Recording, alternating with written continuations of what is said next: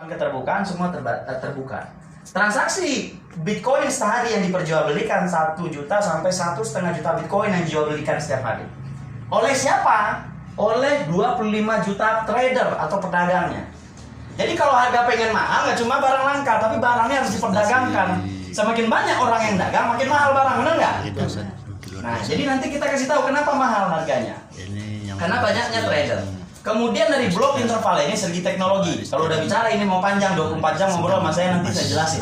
Nggak mungkin dijelasin sekarang. Intinya teknologi Goldcoin lebih kencang daripada teknologi Bitcoin. 5 kali lipat lebih kencang dari segi transaksi.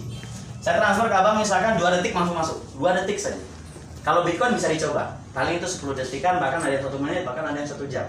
Tergantung. 2 hari, 3 hari. Nah, bahkan ada yang 2 hari, 3 hari baru masuk. Tergantung exchangernya juga kadang. Kalau ini 2 detik langsung masuk, Pak. Jadi beli barang, dapat koin. Paham ya?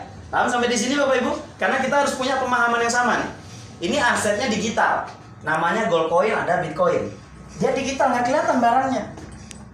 Tapi dia punya harga karena dia aset digital yang sudah diakui dunia. Paham ya? Nah, saya lanjut aja karena nggak usah terlalu berpanjang-panjang di sini. Nah, sekarang saya tanya.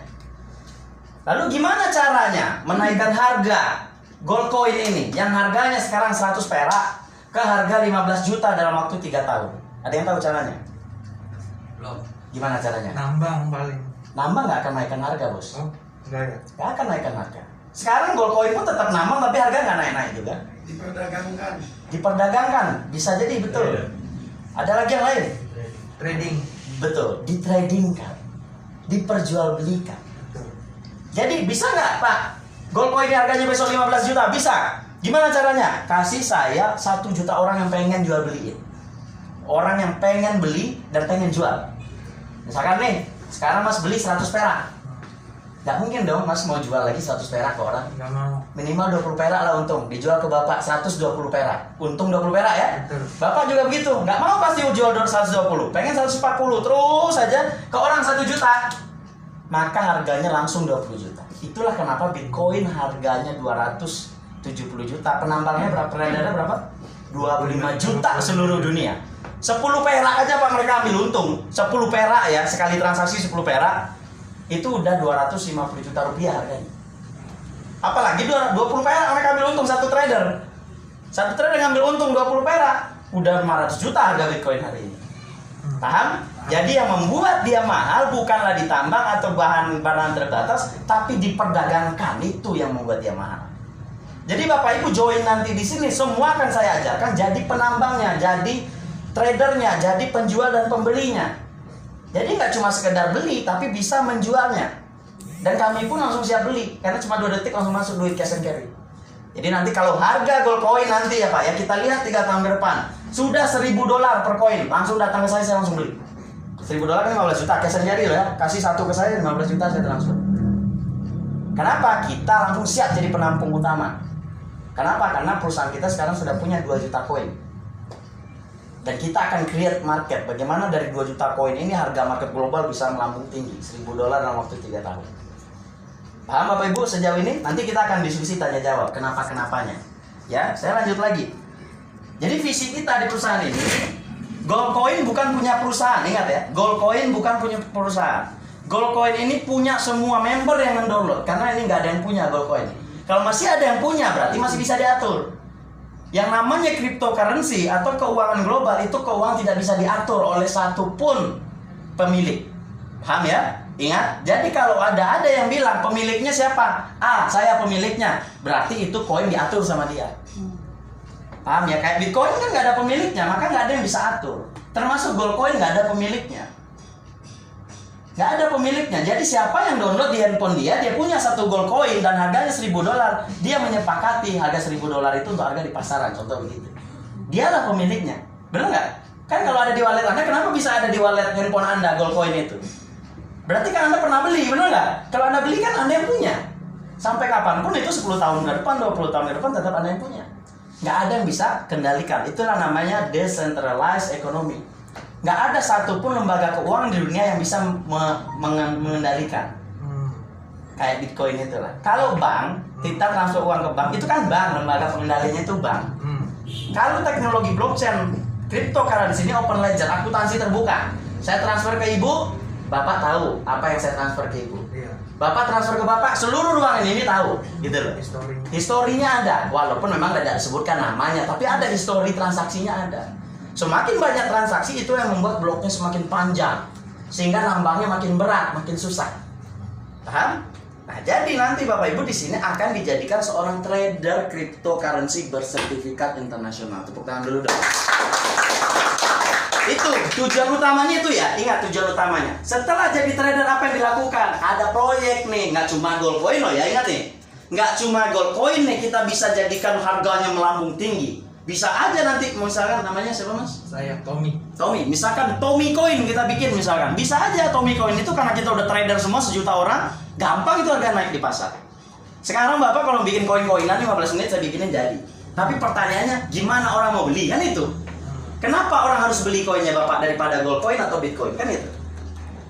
Kalau gold coin ini kita ciptakan memang untuk membantu orang paham tentang dunia kripto digital. Dunia keuangan digital lah kasarnya. Jadi kalau orang udah ngerti, oh ini adalah masa depan keuangan. Dan Bapak Ibu yang hadir di ruangan ini adalah 10% dari warga sedunia yang kenal tentang cryptocurrency.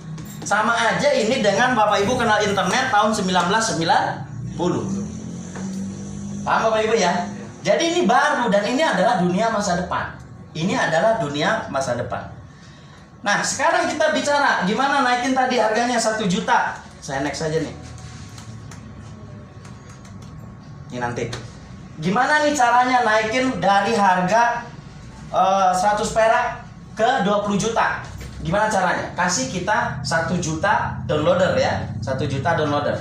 Ini maaf nih saya ini dulu sebentar. Ini ada ininya. Bagaimana cara mendapatkan 1 juta orang? Bapak Ibu ada yang tahu cara mendapatkan 1 juta orang?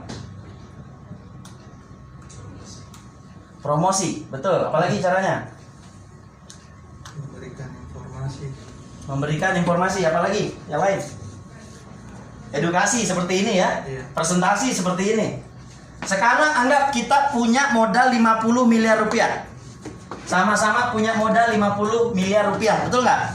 Kalau 50 miliar rupiah, ya, sekarang Bapak Ibu kalau mau iklan secara konvensional, iklannya di mana? Di TV, YouTube. di sosmed ya, YouTube, Instagram, semuanya lah Bapak Ibu ngiklan, bener nggak? Kenapa? Supaya orang tahu, bener nggak?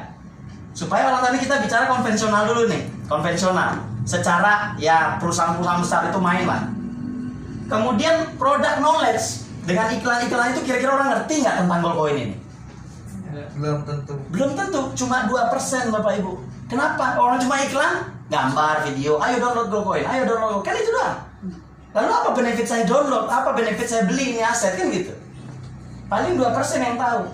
Kemudian duplikasinya itu cuma 0,1%.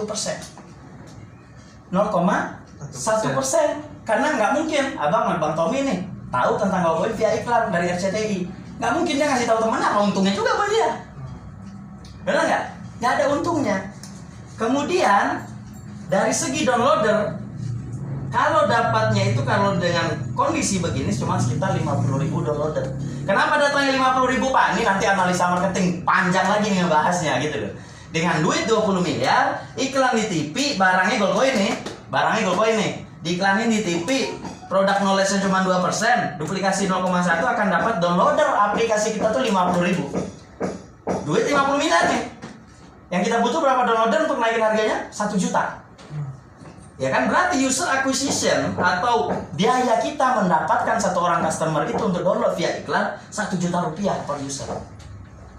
Kita ngiklan nih, Bapak Ibu lihat iklan kartu kredit, iklan BCA di TV, lalu Bapak Ibu download tuh BCA. Itu namanya user acquisition. Baru akuisisi ya, baru download aja itu. Baru ngedownload aja kita udah keluar uang 1 juta satu orang. Paham? Itu namanya user acquisition, belum user activation. Nah, activation itu gimana nih? Bisa dapat, bisa beli. Itu baru activation. Ini baru user acquisition aja. Iklan-iklan itu kan ada parameternya. Berapa user acquisition saya akan dapat dengan saya keluar uang 50 miliar. Saya butuh 1 juta download. Berarti kalau saya dapatnya cuma 50.000, tambah aja nolnya 3 lagi. 50 juta. Iya kan? Jadi kita bisa dapat mungkin 5 triliun saya harus keluar uang untuk dapetin 1 juta. 1 juta orang. Karena kalau 1 juta kali 1 juta berapa? 1 triliun. Betul nggak? 1 juta kali 1 juta, jadi 1 triliun saya harus keluarin uang supaya saya bisa dapat 1 juta downloader. Paham sampai di sini, Pak? Paham. Karena kalau nggak paham fondasi dasarnya ini nggak akan paham nanti yang apa yang kita jelaskan ke depan. Jadi kita tempuh cara kedua. Ada cara network namanya, Pak. Cara yang Bapak Ibu mungkin udah tahu network ya, share networking, bisnis networking. Jadi ini network ini hanya untuk mempermudah kita menjelaskan tentang Goldcoin gitu loh, supaya dia download dan aktif menggunakan. Namanya network. Modal sama 50 miliar. Kalau tadi iklannya di TV, sekarang iklannya lewat Bapak Ibu nih, lewat leader. Lewat orang langsung saya iklan nih, kayak saya sekarang saya iklan lewat Bapak Ibu. Kalau nanti ini laku Bapak Ibu jual, Bapak Ibu dapat bonus. Paham ya? Paham sampai di sini? Nah, kalau ke leader kira-kira produk knowledge-nya 100% nggak? Pasti 100%. Karena kalau nggak tahu bisa nanya. Betul. Kalau di iklan saya nggak tahu kemana saya harus bertanya, kan nggak dikasih tahu. Paham ya sampai di sini ya? Kemudian duplikasinya kira-kira tinggi nggak? Tinggi 100%. Saya jelaskan ke ibu rekomendasi ke orang, jelaskan ke orang, kan duplikasi namanya. Orang si B menjelaskan si C menjelaskan si D, makanya itu bakal cepat banget itu. Duplikasi namanya, duplikasi knowledge, ya duplikasi knowledge, pengetahuan yang dikasih tahu ke orang. Paham sampai di sini? Maka kita bisa dapat duit dengan duit 50 miliar akan dapat 1 juta user. Kenapa user acquisition-nya jadi murah meriah 50.000 per orang? Kenapa? Lewat orang, ngejelasinnya lewat orang gitu loh, paham ya? Nah inilah yang kita lakukan sekarang di perusahaan. Jadi networknya ini kita buat untuk menaikkan harga koin, paham ya? Bukan untuk cari duit di networknya. Tapi kalaupun main serius fokus di networknya juga luar biasa uangnya. Tapi ini sejauh ini aja dulu udah paham ya Pak? Perusahaan cuma punya modal 50 M Pak, tapi kita mau dapat 1 juta orang Pak, kan gitu. Kalau kita konvensional cuma dapat 50.000 Pak, dan itu pun belum tentu akan duplikasi. Tapi kalau di sini Pak 50 M dapat 1 juta orang, pasti gulung Pak duplikasinya. 1 juta ke 2 juta, 2 juta ke 4 juta, terus gitu seterusnya. Sampai ya kalau satu orang megang satu koin 72 juta Pak target kita. Paham sampai di sini ya? Jadi ini konsep dasarnya yang harus sama-sama paham, termasuk para leader nih. Ini kunci dasarnya nih. Jadi kita bukan bikin networknya karena bikin-bikin aja, bukan, tapi untuk menduplikasi dan lebih cepat berkembangnya. Setelah Bapak Ibu udah punya sertifikat dari kita, sertifikat kripto profesional, Pak saya boleh nggak buka usaha sendiri atas nama, saya mau buka kripto Mas Tommy ini misalkan.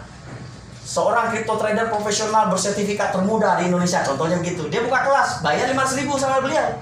Ya oke-oke aja.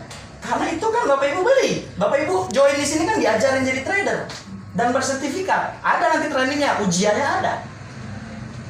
Paham ya? Sertifikat itu Bapak pegang, itu sertifikat dari Amerika loh keluarnya. Ya nanti Bapak Ibu bisa jalan di Indonesia ini untuk jadi crypto trader profesional. Nggak cuma Goldcoin dong Pak bisa saya tradingin. Ya enggak lah, orang crypto trader semua crypto bisa di tradingin.